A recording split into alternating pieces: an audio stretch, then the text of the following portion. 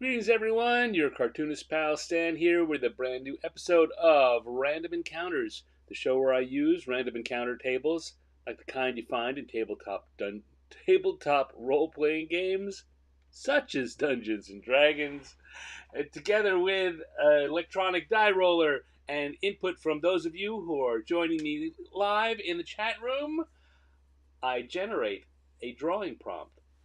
We get a random who and a random what, and we put them together, and we get a prompt. We get an idea for something to draw, and then I draw it for you while we're just hanging out here together. I do this because it is fun. It's a fun little game. I think this could be a fun party game for people who like drawing party games.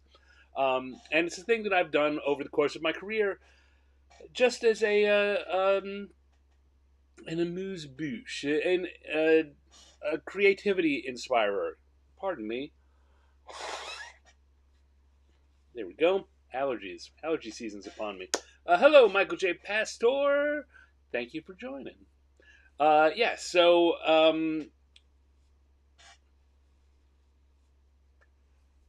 Sexy, huh? So we use that. I use that to generate a topic to draw, and I draw it. And I invite you, of course, to draw along with me. You don't have to draw the same things I'm drawing, but I invite you to draw. Because the whole point about this, the whole point of doing the show, the reason it got me started is drawing's fun. And I want to encourage that. I want to encourage folks to just grab a pen and paper or your favorite electronic drawing implement or a crayon and, some the back of an envelope and just draw to let the joy out. Let it out. Enjoy. That's what it's all about. And of course, I will give you my thoughts on what I'm drawing and, how I'm doing it, what I'm thinking about, some drawing tips, I suppose, here and there. And I'll answer your questions if you pop them into the chat. I, of course, will have my head down a lot while I do the drawing, but I look up and I engage. Michael J. Pastor there in the chat will tell you.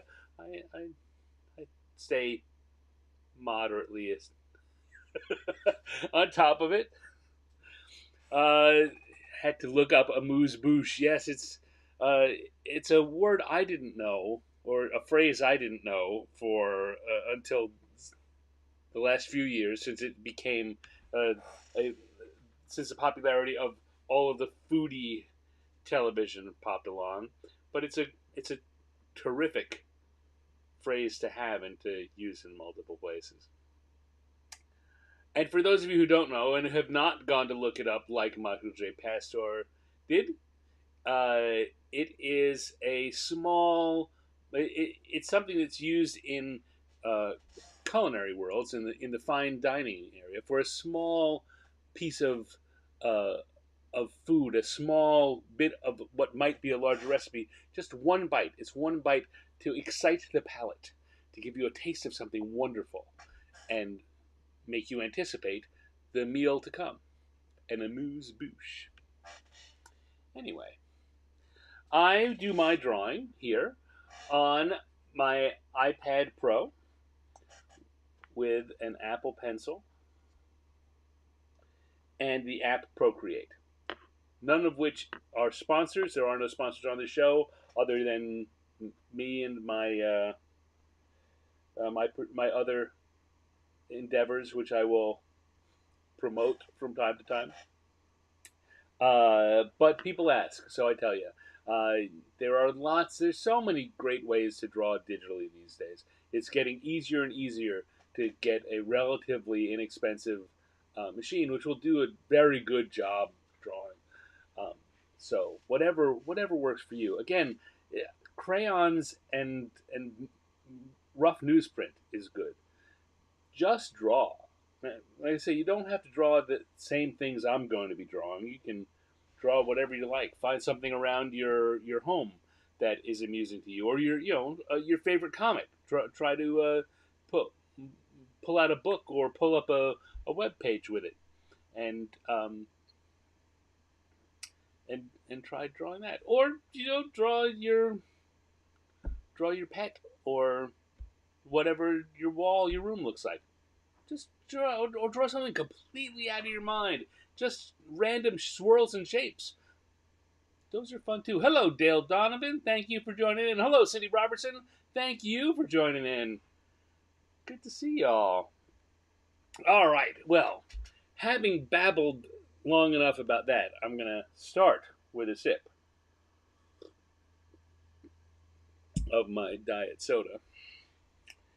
And I'm going to come over to my iPad and make sure I've got everything set up so that I can show to you today's encounter tables. This is what we're working with today. So let's come on over to. There we go. That should have been up already. Come on over to our electronic die roller with a little drawing of me in the background. And let's get ourselves our first who and our first what. So we're going to roll the dice, get them rolling, rolling, rolling, rolling, and 2. 2 is our first who, and 4. 4 is our first what. So we'll come back to the table. And that is a Slaad. Oh, 2 is a Lava Child. Lava Child, Panhandler. Lava Child. Lava Child, I don't think I've put on the list before. That's a D&D character. I guess I'll get to sketching and talking about that. But we're going to have a Lava Child Panhandler. Okay. So let's turn off that sketch layer. Sketch layer, turn off the chats, and let's get to the drawing. I like to do my drawing in blue. I haven't explained this in a few weeks. That's a holdover from my days working in physical media, back when everything had to be photo reproduced. And we would do our basic sketches in blue because the cameras did not pick up that shade of blue. And so you didn't have to worry so much about a completely clean erasure. Let's see, Lava Child. So Lava Child is a creature that, yeah, basically it's an underground elemental fiery creature. Sometimes they look, sometimes they're shown being very brutish and almost um, like wild men or small wild men. Sometimes they're looking almost like Hot Stuff, the devil, the little cartoon devil from Archie comics. And I kind of tend towards that. I think that they're a cuter little guy, so I'm gonna have a cuter kind of lava child. But again, just to sketch and show you, so it'd be like a little guy with pointy ears, but he's on fire, and they're diminutive in size, but basically just a little fiery imp. So we're going to do a Lava Child Panhandler. Get those off the screen. All right, so often panhandlers are shown kind of sitting. So our Lava Child will be sitting against, it's going to be a cave. Put just the hints there. I don't know that I'll finish those up later. And often they're shown with a hat in front of them and holding a sign, please help, or something.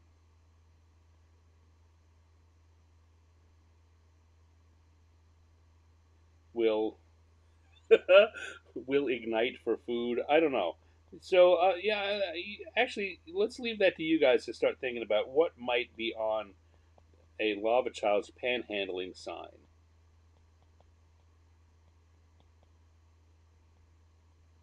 So I'm going to have a sign there. The question I'm thinking right now is more along the lines of, Do I want to keep it right now? I've got it so we have this background setting, and the lava child is this kind of smallish on the page. I could zoom in so we're just drawing the lava child and the hat. We'll start like this for now and see how we're going when we come up with um, what's on his sign here. Michael says, never met them in Forgotten Realms. Lava children were first born from the merging of spirit of earth and fire. Fair enough. I'm most familiar with them from looking at um, Forgotten Realms material, but they've been accepted into the general D&D canon.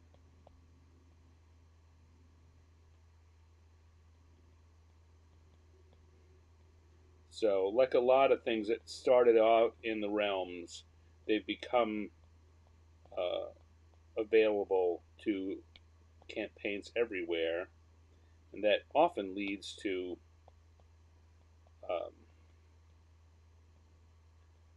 just a little canon conflict, right? Because sometimes they've got a backstory which is particular to the realms or any of the campaign settings, and you want to make them available in any uh, in just kind of generic D&D or any campaign setting D&D, then some of their background has to be genericized to an extent. The original Fiend Folio, all right, well then yeah, then they are. They wouldn't be FR specific. Thank you, Dale. All right, so we've got that. We're gonna have a hat for him to do that. Now, I guess I have three ways I could do it just like I've got it here.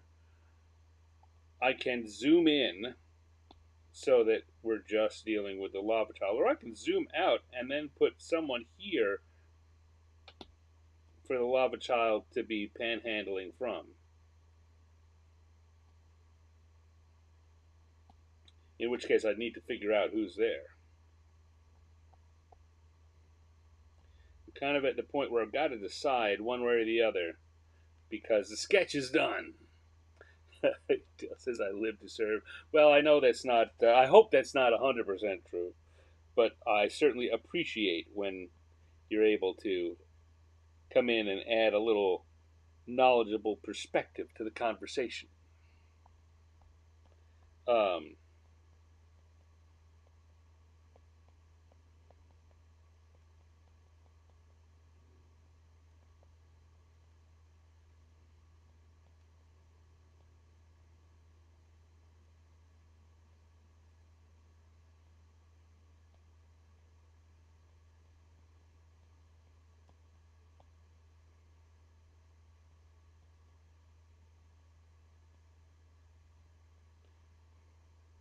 See, I'm thinking, I'm thinking of the lava child panhandling and this demon or whatever it is saying some version of get a job, right? Get a what would he say? Wouldn't be a job. Get a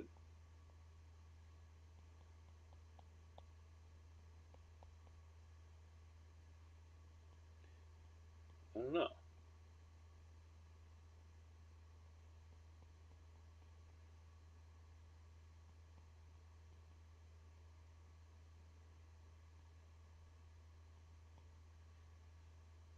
Get a get a good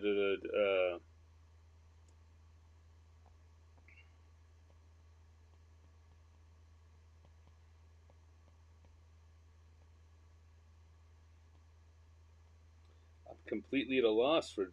I keep coming up with haunting like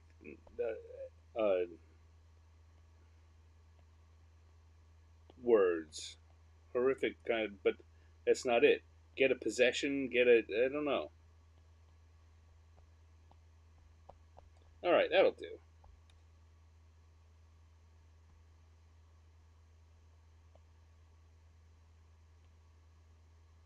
I suppose that leaves two questions to answer. What is our lava child going to have on his sign? And what is this other demon going to say in response to it?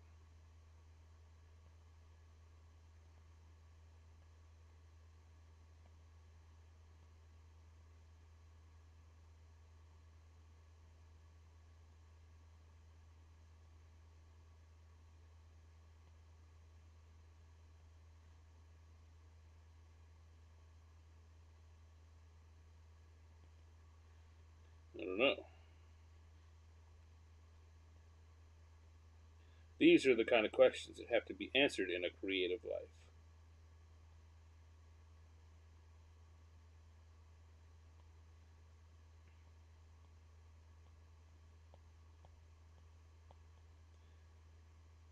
But we'll start with just getting the lava child drawing done.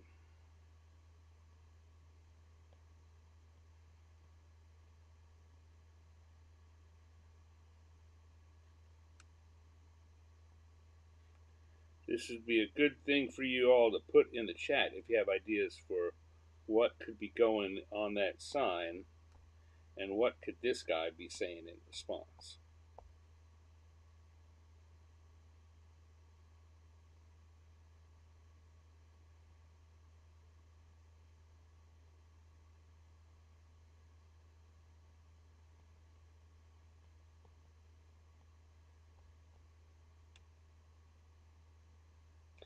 Hard to draw an upside down hat and make it seem like a hat, in particularly in this kind of unusual situation.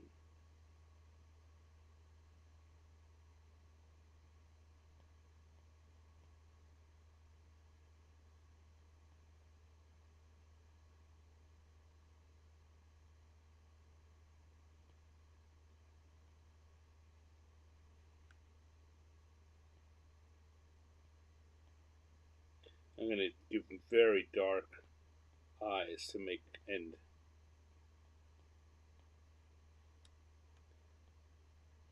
slit pupils.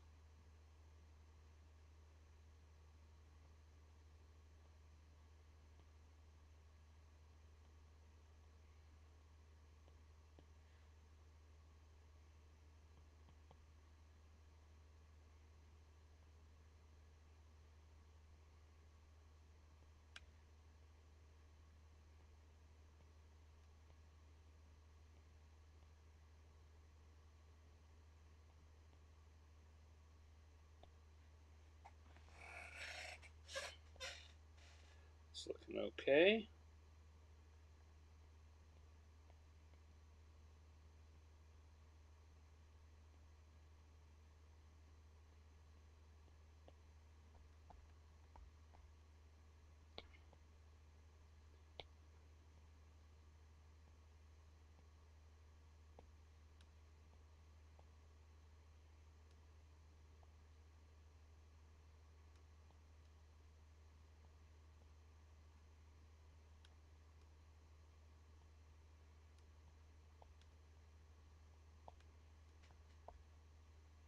He's very dismissive, this guy. I don't like him. He's not nice. Then again, he is some kind of demon from the Stygian pits, so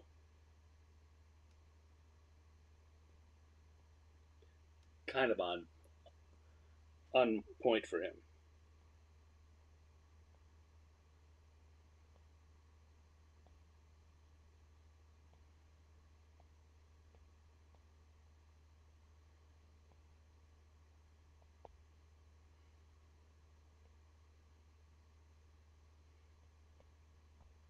There we go. Well, this drawing wise has come together very quickly and pretty nicely.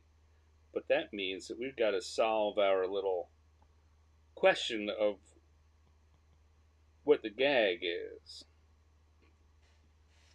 Sorry, kid, I only deal in debts. Sorry, kid, I only carry paper money.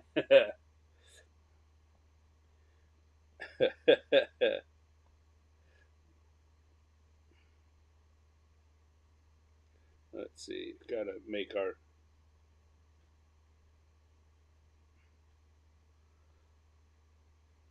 little guy look just a little more sad.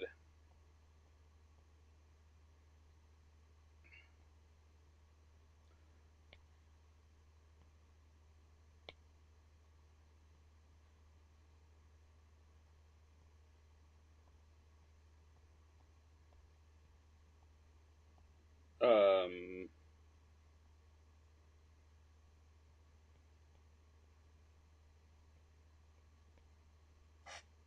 oh, let's see. Let's see what's going on here in the chat. Nothing new. Okay. All right.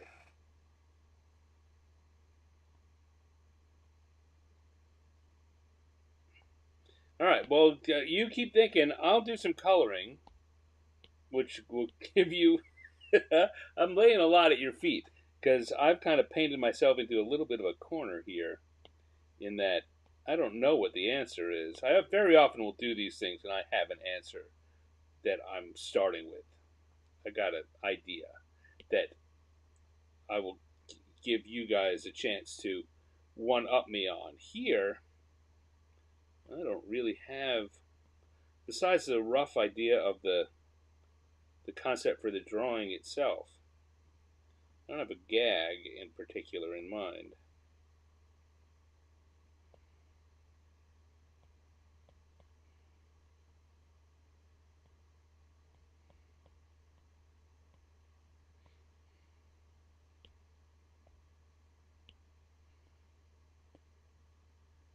All right, let's turn the sketch off. That's starting to freak me out a little.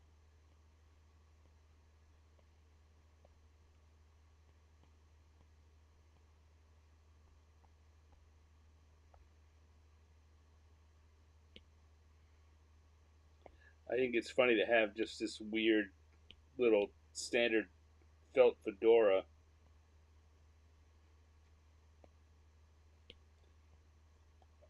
I'm finding that amusing in just a totally incongruous kind of way.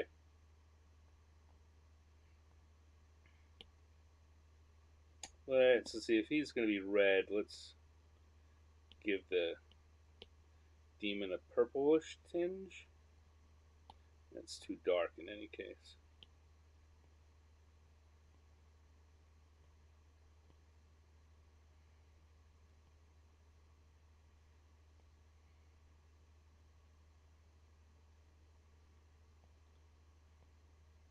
I'm doing what people who have been here will be familiar with the shape within a shape kind of coloring. I'm finding the shapes within that make up the characters and I'm coloring to fill them in rather than fill the whole space in. And that re-emphasizes the idea that these are three-dimensional creatures, even though it's clearly a two-dimensional drawing and a cartoony one at that. It re-emphasizes the idea that these are three-dimensional figures, and it helps in your mind to create the illusion that they are. There's more detail, there's more depth and detail and texture on these things than actually is there. It's a little trick. Drawing itself is kind of a trick, but the way to do it well is to play along with these other little tricks. Tricks is we'll cook for food.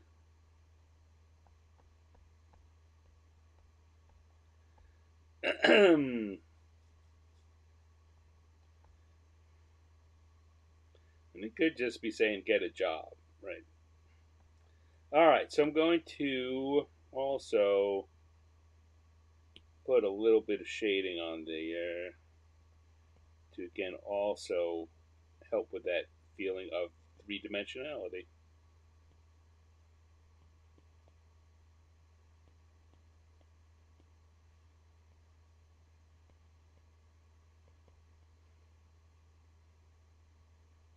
See, I mean, there's a good example of it, right? He's here. Clearly, this is a head that's sitting on a shoulder, and we know that's there. We know that it's not just a big flat space. And I mean, you accept that. But if I add this in, it really emphasizes for the viewer's brain that idea of a space between the bottom of the chin and the top of the chest, and it makes the head pop a little.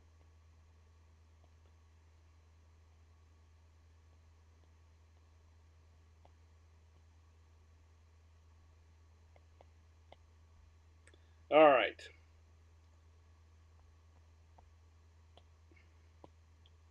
We did for him. We'll do a little bit for our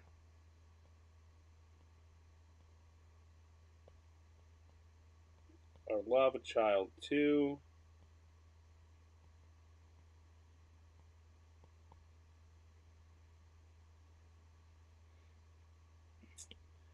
I'm going to a little bit of gray.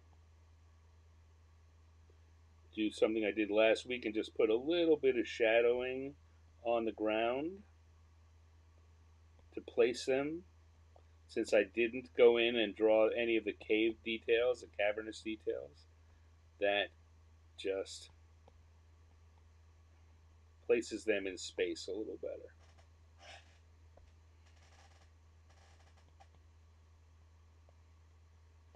By putting these up and down, I am giving the whole idea that there's a wall back there. I didn't draw any wall.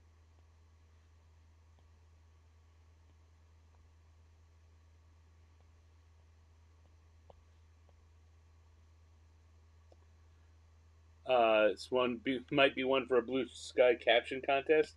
Yeah, maybe. I don't know. I don't know.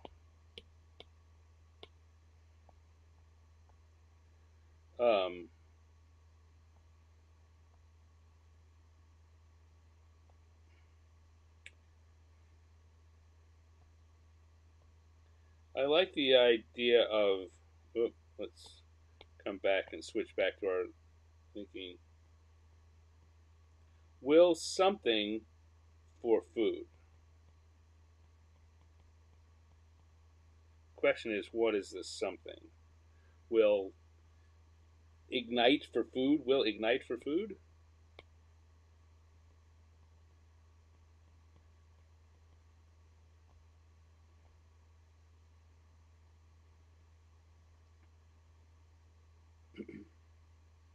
And this guy can really just be saying, get a job.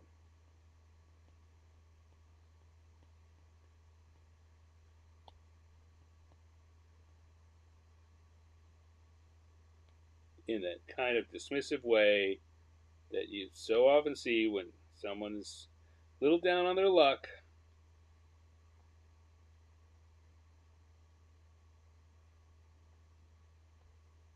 All right, let's stick a little sand in the corner and call that done. We'll smile for food.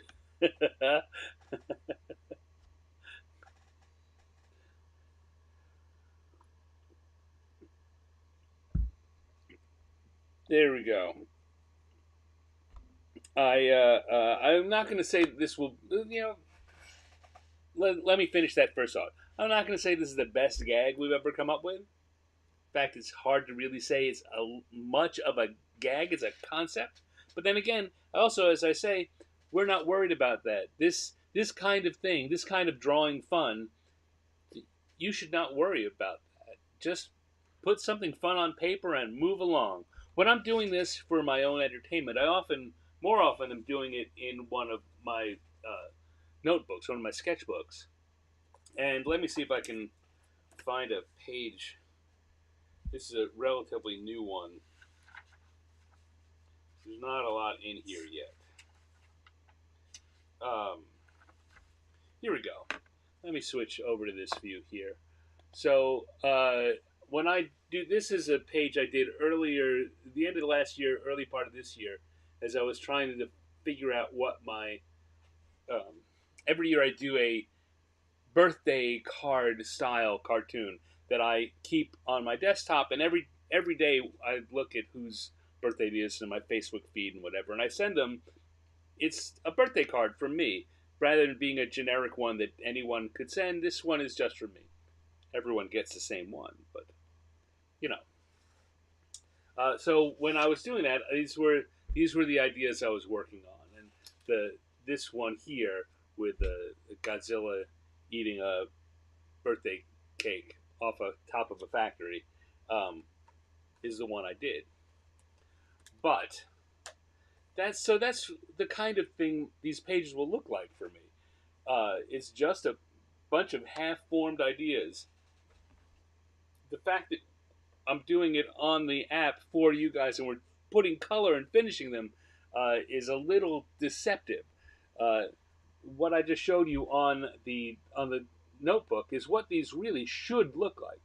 Um, I try and make them look a little nicer because we're having fun together and I like to show off. Uh, but in the end, you should half of the stuff on those pages like that never goes anywhere, and that's all right. Sometimes I'll come back to it months later and look at it and go, "Oh, I have a new idea. That gives me a different idea." That's how it goes. Anyway, Lava Child panhandling. That's what we got. This is a drawing we got. Good job, everyone. Okay, I'm gonna have myself another little sip here. No, never. No, never. I've got boxes full of old ones, which I, in fact, very often will go and look at old notebooks just to see what I drew 5 or 6 or 10 years ago, and it's pretty common that I will look at something that I never finished. Then I don't remember why I drew it then, unless there's a proto gag sketched around it. But very often I will look at that and it'll spark a new idea, and then I'll wind up using it later. So I save all of these drawings from here, and in fact, as I've often said, I will sometimes take these and turn them into uh, uh, stickers or other finished drawings. I'll redo them so that I take the ideas we begin working on here and I finish them. I polish them up and I get them into a more usable format. And yeah, that's the kind of thing. If you are drawing for yourself, just let it be and find a use for it later or not. Just enjoy the doing of it. Anyway, blah, blah, blah, blah, said Stan. Let's reset this stuff here. Turn on round 2, turn off round 1, turn on our encounter tables. Get ready to do it again. We did a Lava Child Panhandler. Kinda. And let's go back to the dice here and get ourselves a second prompt and do that. So let's roll again. Roll the dice, and 4 is now our who, and 2 is our what? So we had a 2 and a 4. Now we got a 4 and a 2. Welcome to actual randomization. So now that's a Slaad bubble bath. Okay. All right. Slaad bubble bath. A Slaad. Well, there are many different kinds of Slaads. They are large lizard creatures. Um, so I like green Slaads are usually big, bulky, almost crocodilian. Um, so we're gonna have a Slaad bubble bath. All right.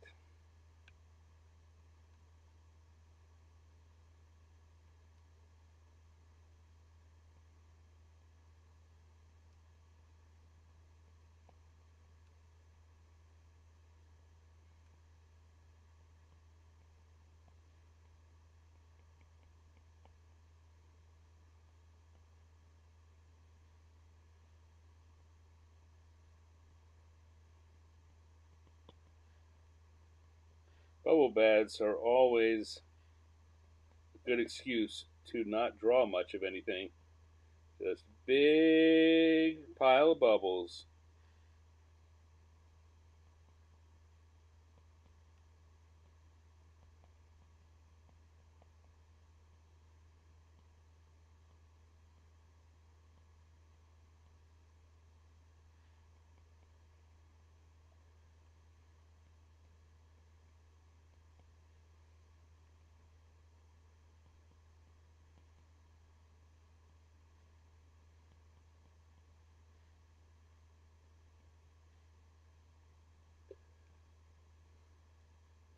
Give him a little rubber ducky.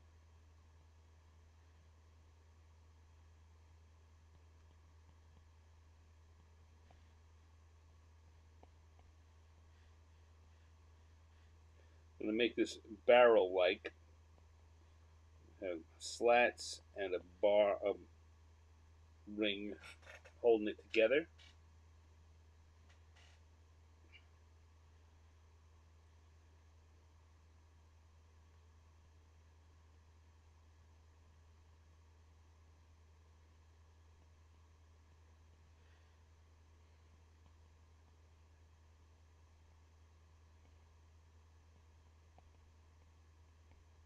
I wonder if bubble baths really are that relaxing for a cold-blooded creature.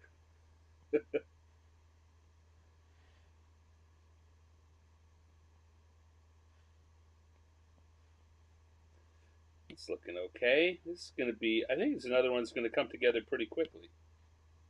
And I don't think there's a secondary gag here, though. I leave it up. If you guys have something you can think of, I think just drawing this lizard guy in a bubble bath is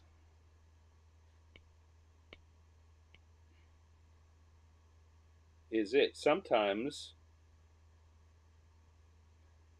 there's a gag, and sometimes there's not. Sometimes it's just a funny image. Again, like what I was showing you in the notebook.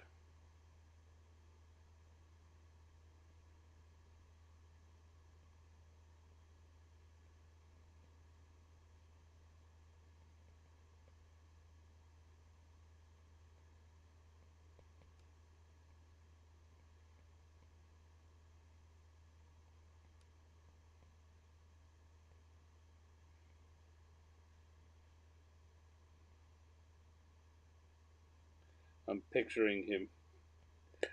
I don't know if you, how many of you are fans of uh, Blazing Saddles? I know Dale is. If you Dale, you still around? I'm picturing him like Hedy Lamarr in his bubble bath. Does Ducky love Daddy? Daddy loves Ducky.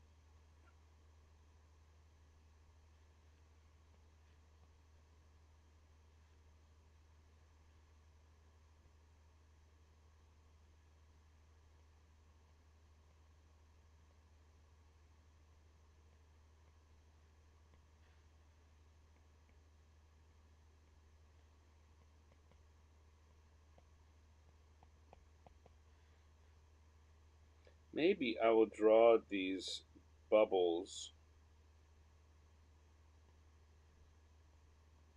in a different color than usual.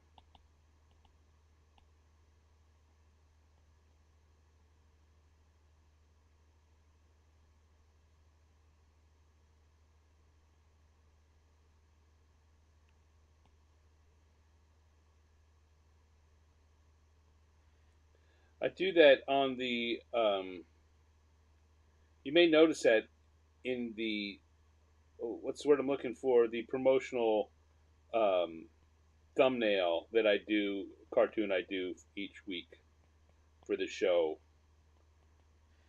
That I do the background, I do the characters in black lines and full color, and I do the backgrounds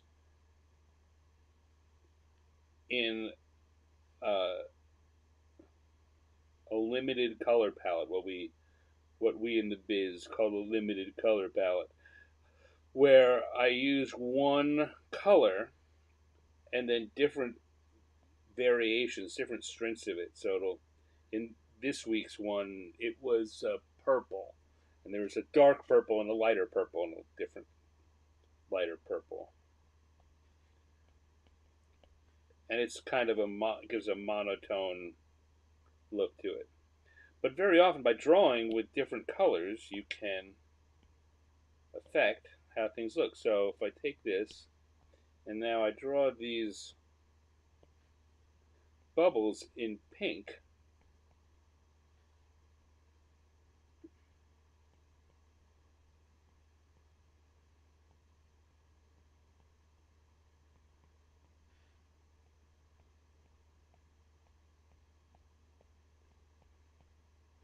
this will change how it looks. Now let me just put this in a bit and then turn off the sketch layer so you can see that we put the bubbles in there.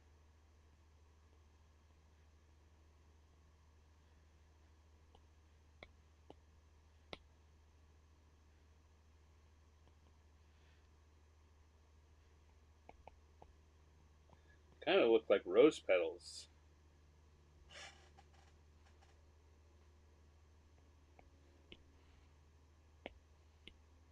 You can also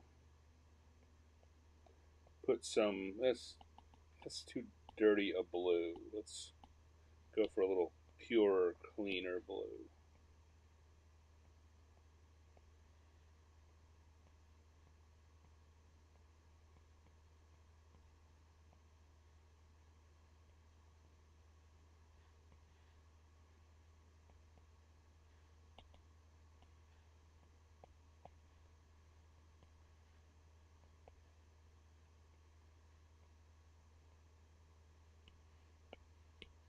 But all told, that then creates that feeling that they're different texturally. All right, what am I looking at here? I think we still need a couple of extra details.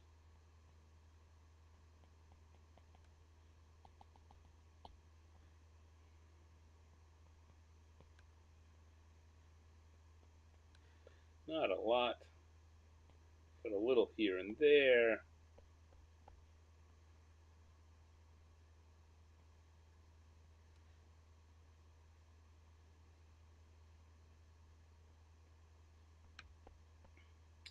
That's how you relax when you're an evil lizard-like creature.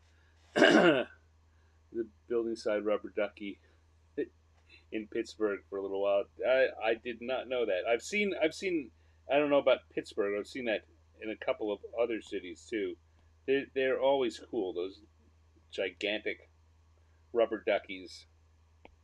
All right, so let's come in. Our Slaad is going to be a grayish green.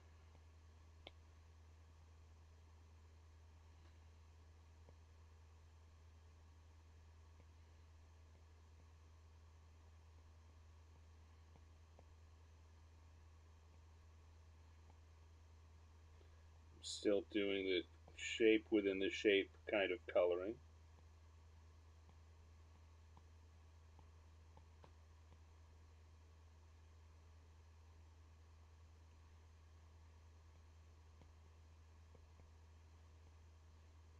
You go for a darker green for his scales and claws.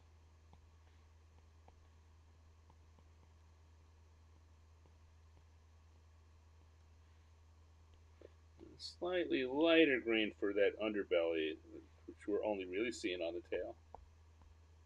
And maybe the feet.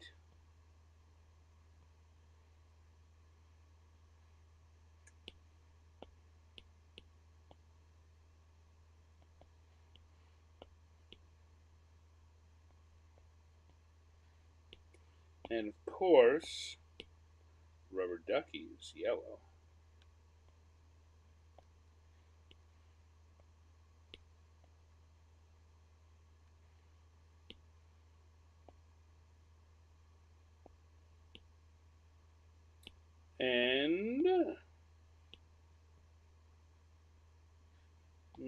too dark. Too dark. Go.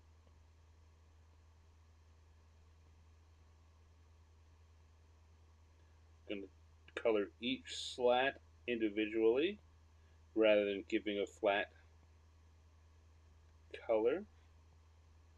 I want to make sure it meets up with the band, though.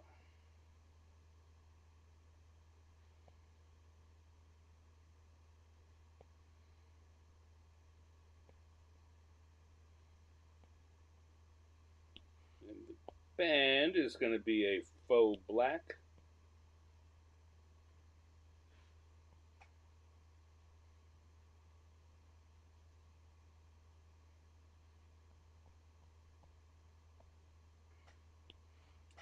Then I'll do a grayish brown here, a larger brush. Oh, that's not a good color. Just something to give the rocky ground. Set that tub somehow in space, so it's not just floating.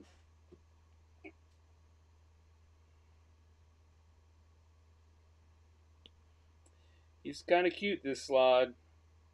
He's had a rough day. He's just relaxing in the tub.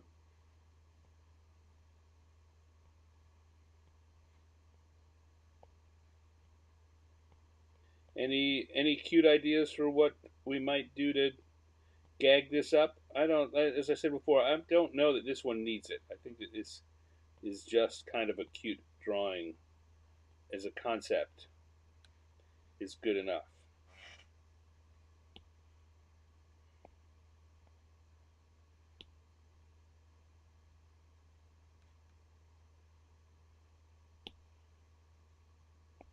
But I'm always open to ideas.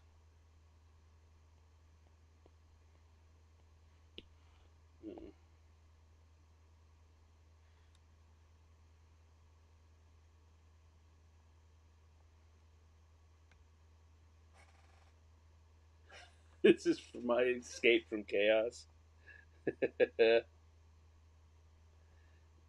Even a Slaad needs to relax. Calgon, take me away. There we go, Dale, same thing. Sorry, Dale. I should have looked down before I said that.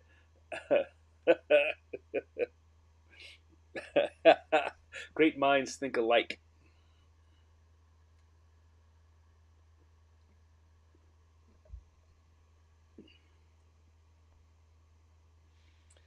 There we go. I think I'm going to stick a stand on that and call it good.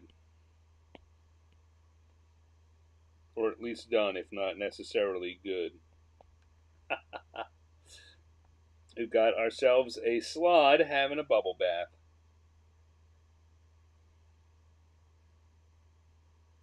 I'm going to play around with something here. What if I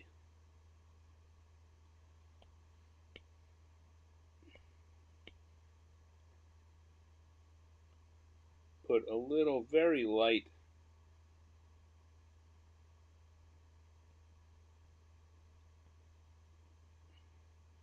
line shaping these bubbles? Does it undercut that idea of doing the bubbles, or sell it because it's I think it works even better with just a little bit of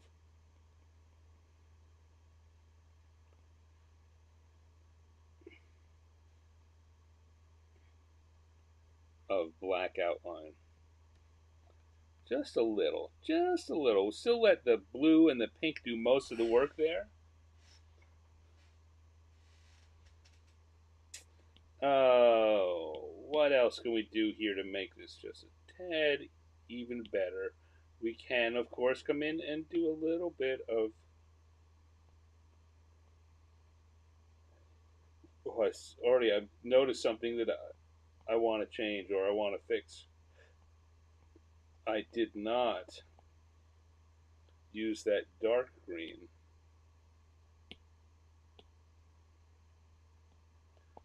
on a couple of bits there on the leg.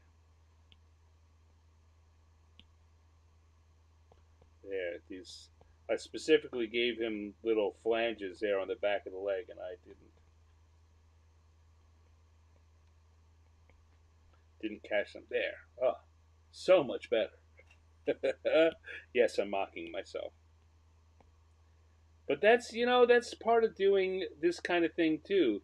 You doing your own drawings, you'll find things that um, that will feel very important. When in fact, they really aren't. But if they're calling to you, do them. That's that's what it's about. That's what being an artist is about. It's hearing those callings that no one else will notice. But when you put it in, it makes you feel better.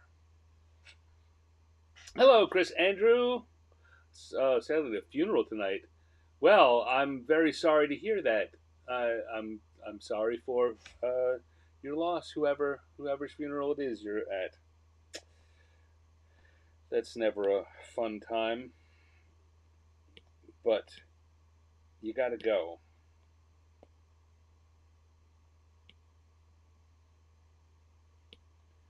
There was a an advice column. I don't remember who wrote it. Uh, it was kind. I think it was kind of advice for life, not like answering a specific question. And it and one of them that always sticks with me was always go to the funeral. Um, the funeral, if you are not among the immediate uh, bereaved, um, the funeral isn't for you. The funeral is for them, and showing up is a big. Um, it doesn't seem like a big thing, but it's the kind of thing that the family, that the bereaved will remember uh, later on. How many people showed up? Who was there? Um, no one has a good thing to say. It's always awkward, and um, it feels awkward to be when you're going to the funeral. You never know what to say. There's nothing you can say, and you feel out of place, and but it even if it's not an immediate on the day comfort to the bereaved, to the family and the people who are closely associated, and often it is. But even if it's not, in time to come, it is a comfort, and it's a very positive memory. So good for you. I don't know who it is or how close you are to them, Chris. The closer you are, the more for you my condolences. But yeah, good for you for going.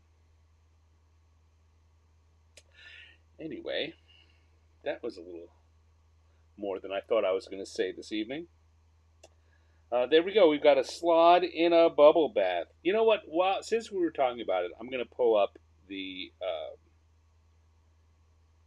This is what I was talking about.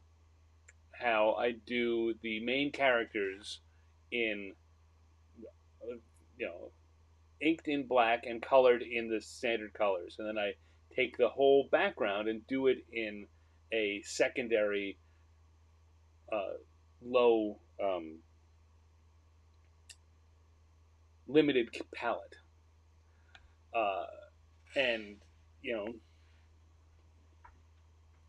despite the fact that our characters are living in it and they live within the depth of that. It just I don't know. I really like this effect. It's an effect I've always wanted to do, and it's only since being able to draw digitally that I've been able to execute it and build on this idea as a drawing style. Um, so there you go. That's what I was talking about during our last drawing. Anyway, Having said all that, I'm going to take a little pause, put aside my drawing implement. Oh, yes, Coke Zero. The the elixir of life. Again, not sponsored, but hey, Coca-Cola Company, if you are looking to sponsor a cartoonist, I'm your guy.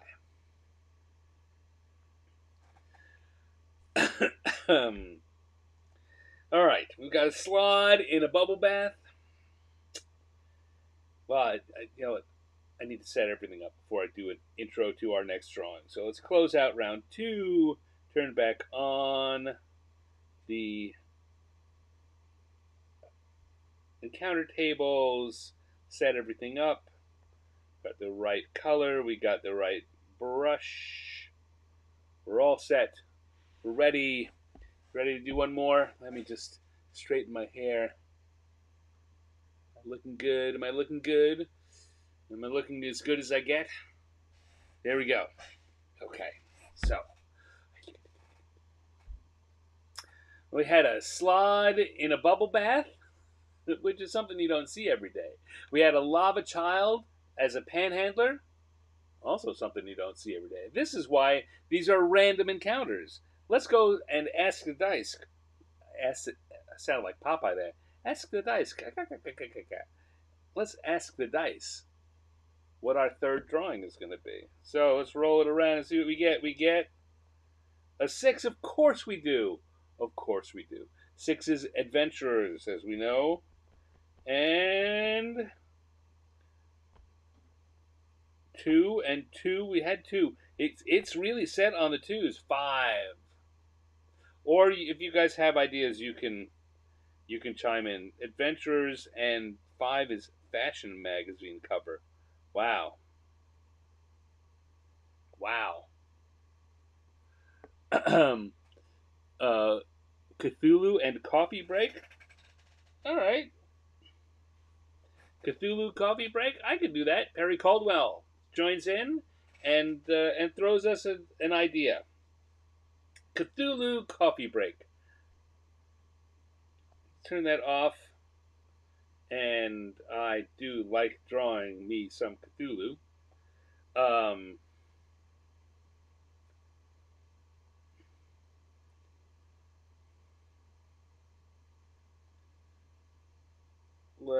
Which I'm trying to decide which way I want him to face. Whether I want to have Cthulhu over here, and then have like a, I don't know, a, a Shuggoth over there, or flip it around. I think we'll go here.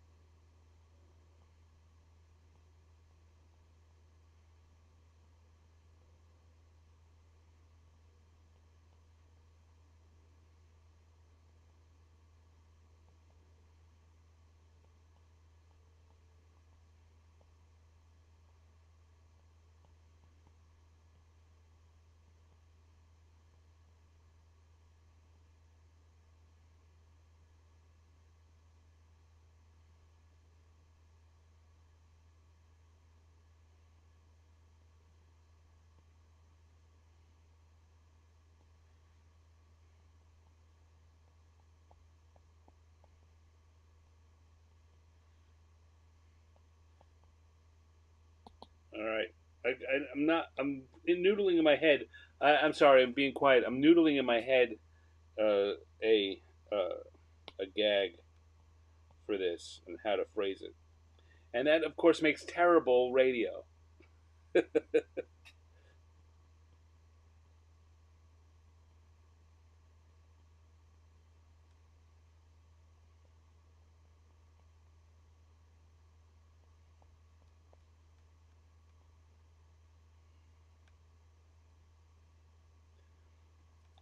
All right, I know what I'm drawing here, and I have a rough idea. I'm not going to say it out loud. I'm going to let you guys play around some. A rough idea of what it is that I want to say with this.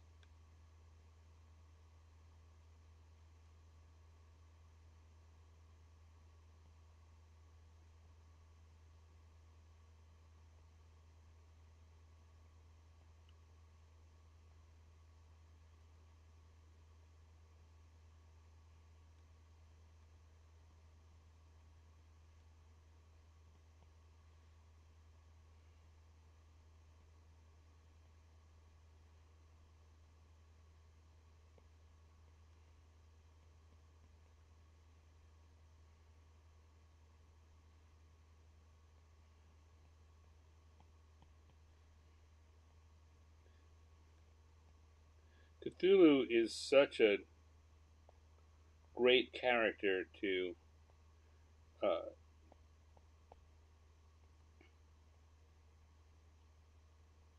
to play around with.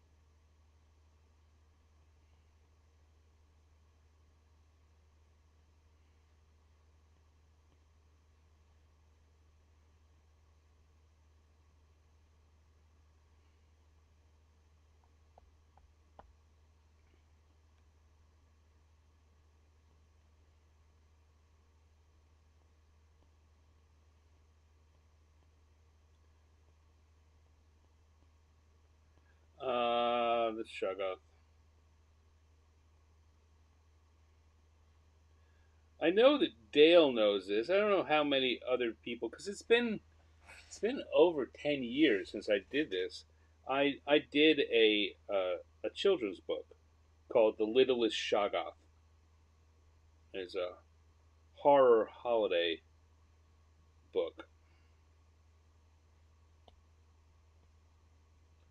Got a soft place in my heart for Shoggoths.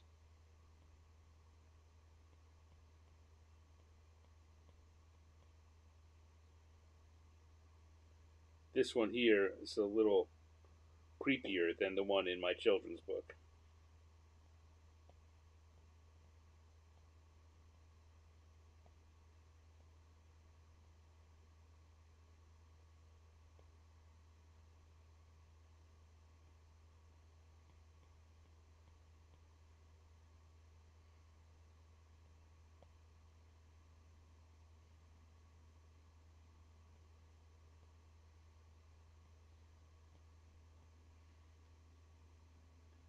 This guy is.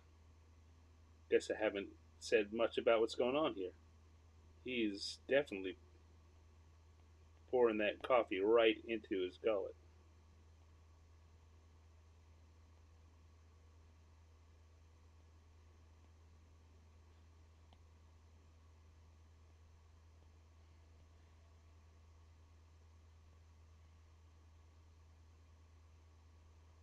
I'm trying to think of ways to um, hold up my lantern to get a better look.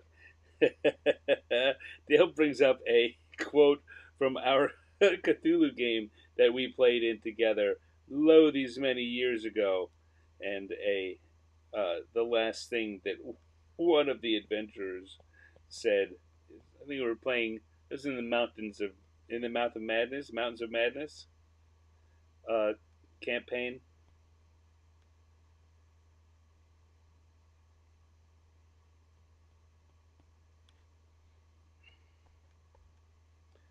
So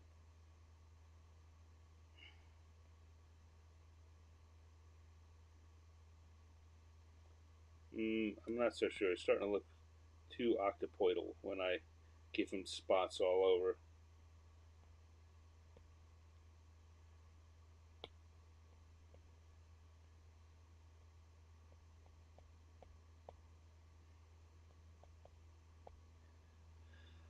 In fact, I think I'm going to take him off the head too.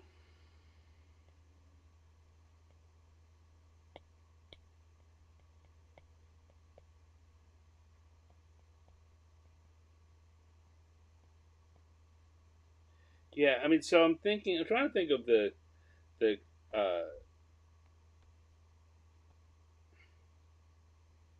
what a way to say, the Cthulhu version of, I'm I'm no good until I have my first cup in the morning.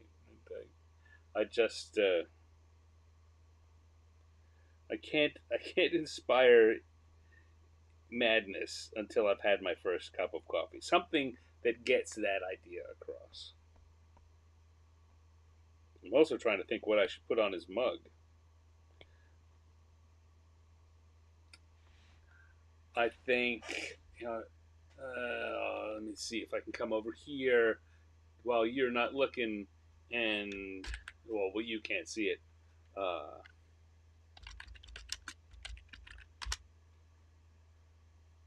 Look up what I can never remember off the top of my head what an elder sign looks like.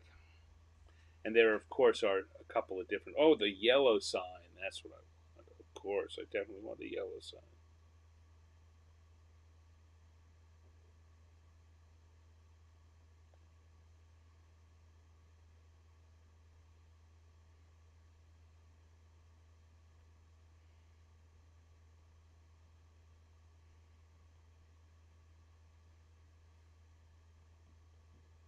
That's what you put on your coffee mug.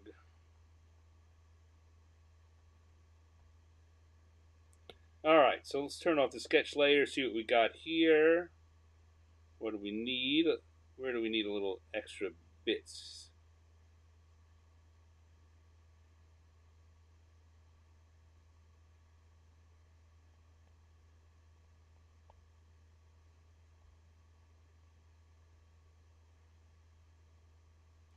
Yeah, I'm trying to think of the way to phrase this, and it's not coming to me. Um,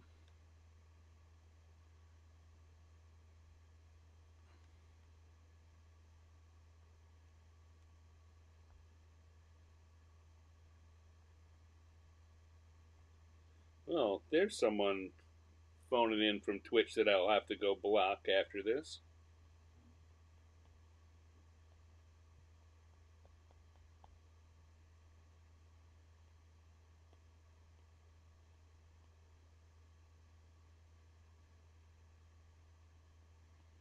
Save a little for your other mouth.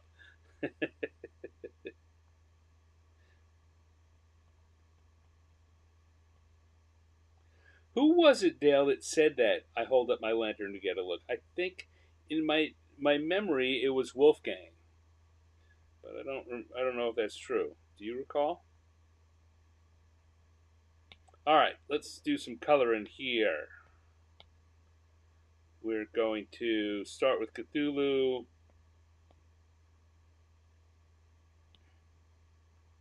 Who is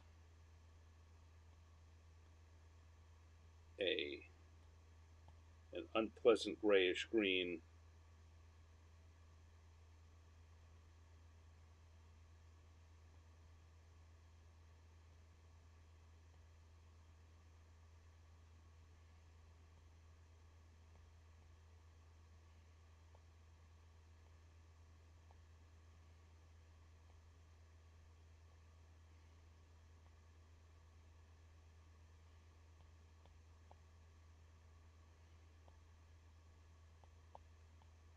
Like so. Go just a little lighter for his under. Ooh, wow, that's way too green.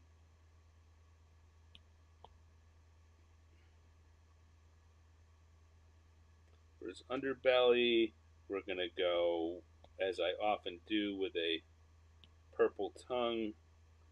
I do want to give him blacks of the eyes instead of whites of the eyes. And then yellow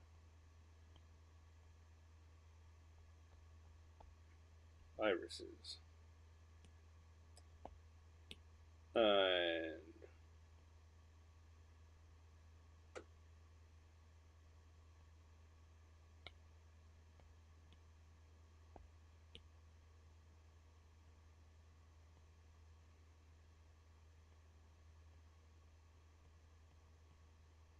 the yellow sign. The yellow sign. Have you seen the yellow sign?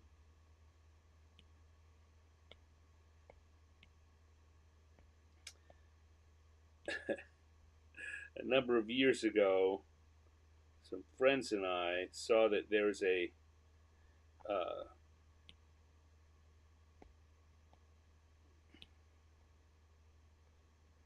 a troupe in Olympia that was performing a play based on the yellow sign, and which is, of course, a terrible idea. And we had to go see it, and we did. We went. We drove down. It only played at like 10 in the morning on a Saturday. They got to they got a theater that let them put on this show there, and we went, and so we were there were, I don't know, uh, a few people who were related to the actors and us. And people were asking us, who are you related? Like, no, we just came to see it for the fun. And they found that hard to believe. All right, we're going to use a sickly pink for the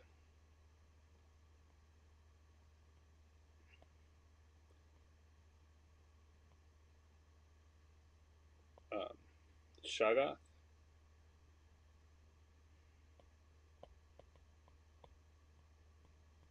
For my littlest Shoggoth, I use a flesh, a kind of standard pink flesh color. But for this guy, I'm going to go more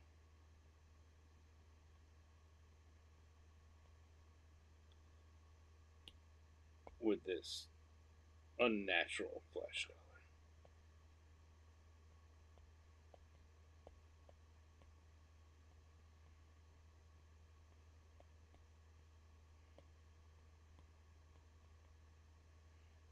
You also want to go for a yellowish teeth rather than white teeth. Maybe even the eyeballs will give that yellowish tinge too.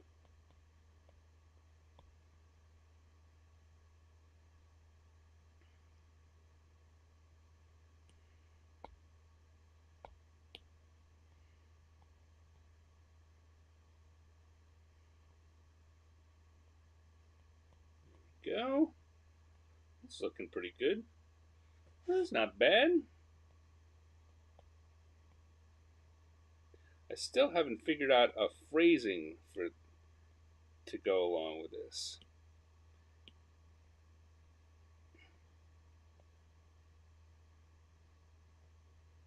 And unlike our earlier drawings today, I think this one won't really be complete until we have some kind of caption, something that Cthulhu is saying here.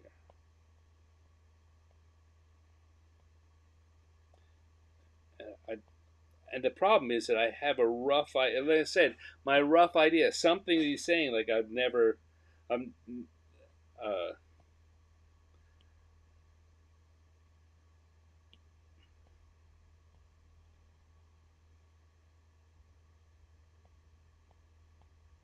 I'm never truly unspeakable until I've had my first cup of coffee.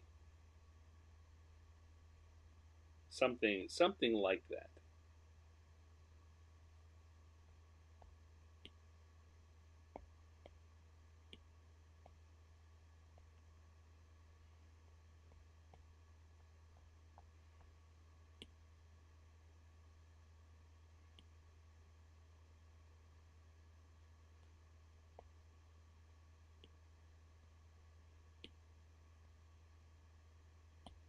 A little smaller on the brush.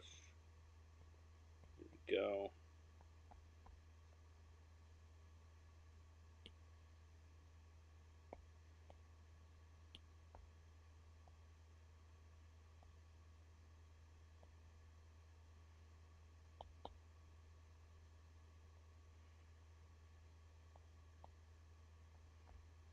What we got going on here? I don't know about you, but I'm a horror before my first cup of coffee. That's a good one. That's a good one. Dale says, yes, Wolf said it. Oh, your PC was with him. What a shame for your PC.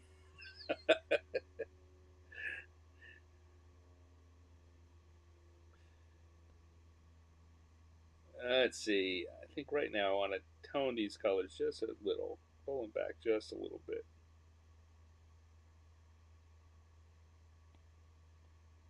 All right. Let's see here. Go back to my inking brush, back to black, and um,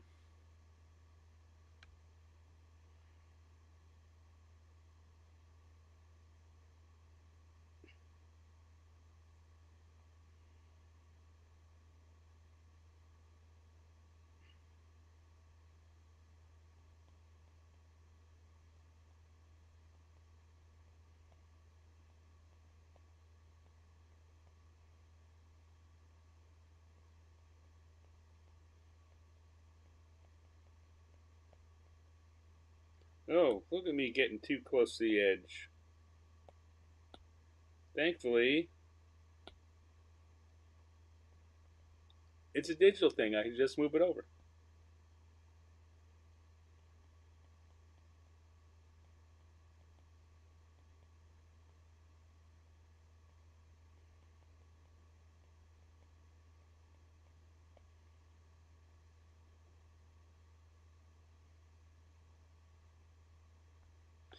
I'm not really unspeakable until after my first cup.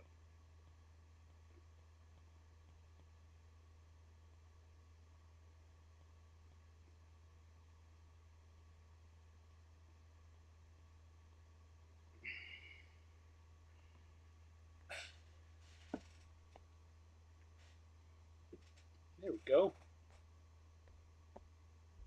Cthulhu coffee break.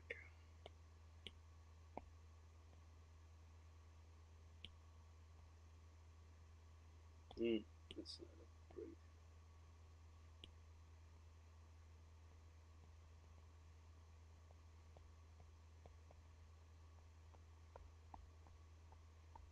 Okay.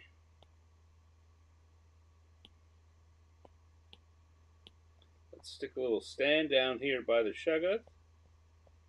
And we can call this one done. We've got Cthulhu on a coffee break. Decaf coffee. Oh, there's a lot of good insane decaf coffee really is insane. Decaf coffee, that's really insane. Yeah, there are a lot of good ways to take this.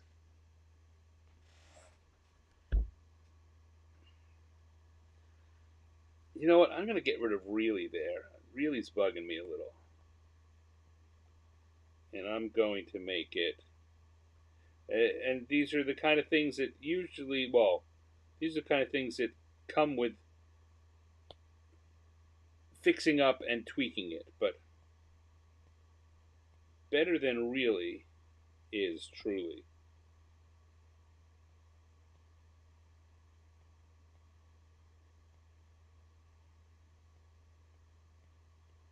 Not truly unspeakable until after my first cup.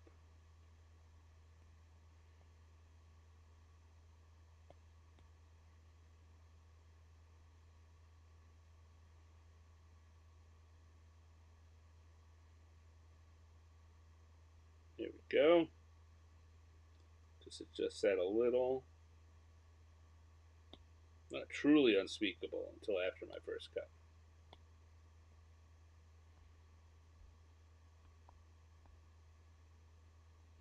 I think we're done. Switch to half calf. I was getting a little insane. Yeah, see? So many good ways, so many good gags could be made with this one.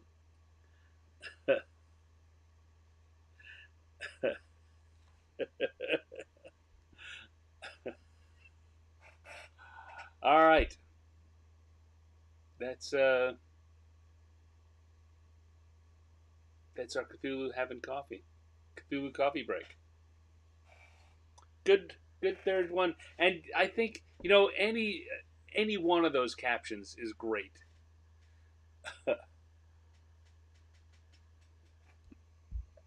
Anyone would be worth putting on this. I could only pick one, and I picked mine because that's just the kind of guy I am. Okay.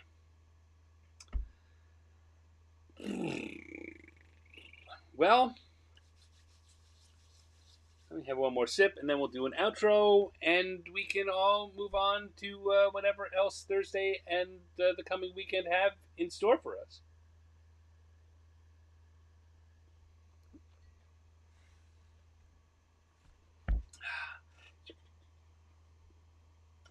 Cthulhu coffee break.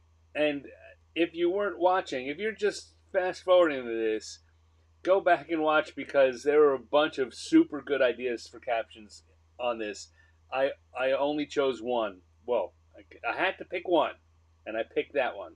But Michael and Dale and Chris came up with a bunch of really good options, any of which would have been terrific. That was our third drawing. Our third drawing was Cthulhu Coffee Break. Previously, we did a Slaad in a bubble bath and a lava child panhandling. Interesting choices this week. Interesting options. They all turned out, unexpected. Oh boy, what a week it's been. Thank you all for joining me. It has been Michael says I am very selfish. He said I realize that you're giving me a little needling there. Yeah, I feel that way sometimes.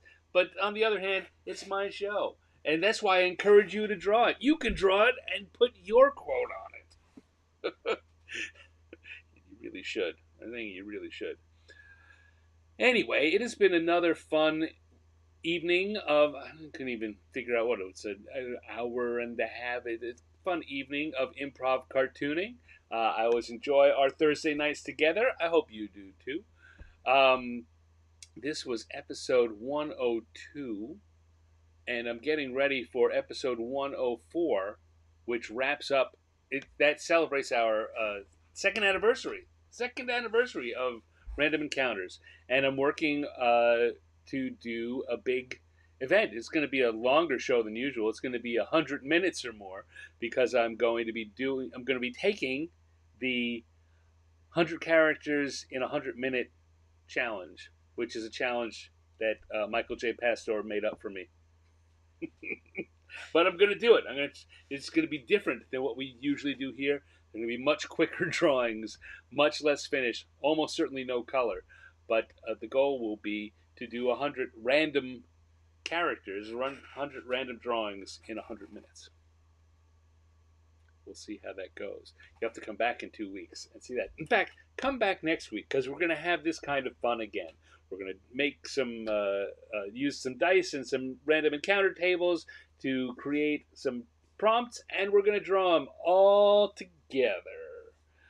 If you are not aware of it, I have a Patreon. Patreon.com/Stanex. And if you like this kind of thing, if you like hanging out with me and engaging in this, there's a really fun community there at patreon.com/Stanex. And you get all of the stuff that I do. Anything that I make and is publicly available, you don't have to go searching it out. I deliver it to your inbox if you are a member of the Patreon community. And, of course, other behind-the-scenes stuff that you will get to see some things exclusively, Some things you'll get to see earlier than everyone else, and you'll of course have even more access to me, and you can, as you know, kind of like Michael coming up with this idea that I'm going to turn into a show in a couple of weeks. Once you've got my ear, who knows what you can talk me into? I can be influenced. I can be bought. So patreon.com/Sanex. Come in and join me there, please. In the meanwhile, thank you all for watching here. Whatever platform you're watching on, it would be a true kindness if you would just take the second to click the like button or the heart or the bell or whatever it is on that platform. And in a couple of minutes after I wrap it all up, if you could go in, particularly on YouTube, I'm trying to grow my YouTube channel.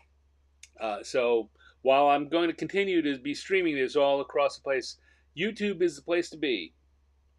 So come on over, youtube.com/@therealstanex if you're not here already. And please subscribe to my channel. I'm trying to hit 500. 500. I'm about 25 away. And of course, from there, I'm going on, but that's the next target number. And I'd love to hit that by the time we get to the show in 2 weeks, before we get to the second anniversary show. I would love to hit the 500 mark. So tell your friends. Okay, tell your friends about this. Tell your friends how much fun you have here, either on this show or my Wednesday night show, 50 Years in a Dungeon, where I'm interviewing people who work on tabletop role-playing games. And while we talk, I draw cartoon homages. I wasn't ready for that. Sorry. While we talk, I draw cartoon homages to classic pieces of game art. It started with a celebration of the 50th anniversary of Dungeons and Dragons, and drawings were all based on D&D products. And now I'm doing stuff on products from other publishers too, and it's a lot of fun.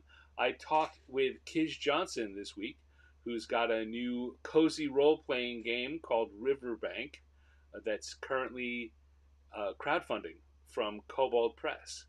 And so if you like stories about talking animals, you should definitely check that out. Do an internet search for Riverbank RPG, and that'll take you there. Anyway, my goodness, how I can talk. Thank you all again for joining me. It's always good to see you, Michael and Chris and Dale. Good to see you again. Haven't seen you in a while. Cindy Robertson, always good to see you. Thank you for joining me. I had a great time. I hope you did too, and I hope to see you all again soon. Until next time, take care.